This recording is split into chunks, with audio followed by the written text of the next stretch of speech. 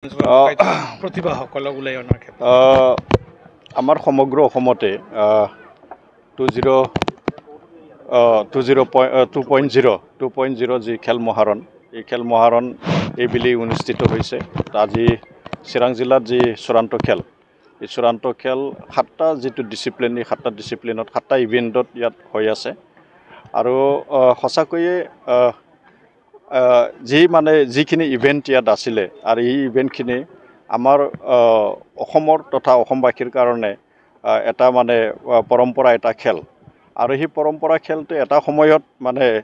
আমাৰ এই গ্ৰাম্য অঞ্চলত নহা যেন এটা পৰিৱেশ আহিছিলে আৰু ইয়াৰ কাৰণে অসম চৰকাৰৰ যে এটা সিদ্ধান্ত বৰ্তমান অসমৰ মুখ্যমন্ত্ৰী ডক্টৰ হিমন্ত বিশ্ব শৰ্মাৰ নেতৃত্বত যে অসম চৰকাৰৰ সিদ্ধান্তত ইয়াত যিখিনি যুৱশক্তি যিখিনি যুৱশক্তিক সঠিক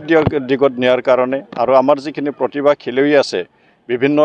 ইভেন্টত যিমানখিনি আমাৰ প্ৰতিভা আছে প্ৰতিভাসমূহ ওলাই আনাৰ কাৰণে নিশ্চয় ইয়াত এটা সিদ্ধান্ত লোৱা হৈছিল আৰু এই সিদ্ধান্ত মৰমে এবাৰ নহয় দুবাৰ যেটো খেল মহাৰণ সাংস্কৃতিক মহাৰণ আমাৰ অসমত চলিছে আৰু এই যে খেল মহাৰণৰ জৰিয়তে আমি যে গ্ৰাম্য অঞ্চলত আমাৰ যিখিনি প্ৰতিভা যিখিনি খেলুৱৈসকলৰ প্ৰতিভা যিখিনি আমাৰ সাংস্কৃতিক ক্ষেত্ৰত যিখিনি প্ৰতিভা এই প্ৰতিভাসমূহ নিশ্চয় ওলাই আনিব পাৰিছে আৰু ইতিমধ্যে আমি দেখিছোঁ শেহতীয়াকৈ উত্তৰাখণ্ডত হোৱা যে 28 সংখ্যক যে নেশ্যনেল গেমছ ৰাষ্ট্ৰীয় যি ক্ৰীড়া এই ক্ৰীড়া আমাৰ এই বিটিআৰ অঞ্চল তথা অসমৰ পৰা বহুত সোণৰ medal silver medal bronze medal এইবিলাক পাবলৈ সক্ষম হৈছে তো এইটো হৈছে যে আমাৰ যে চৰকাৰৰ যে এটা প্ৰয়াস আৰু চৰকাৰৰ প্ৰয়াসৰ লগতে ইয়াত যিখিনি বসবাস কৰা যিখিনি প্ৰতিভাৱান যিখিনি খেলুৱৈ এই খেলুৱৈসকলৰ একেলগে যে এটা প্ৰচেষ্টা এই এটা প্ৰয়াসত নিশ্চয়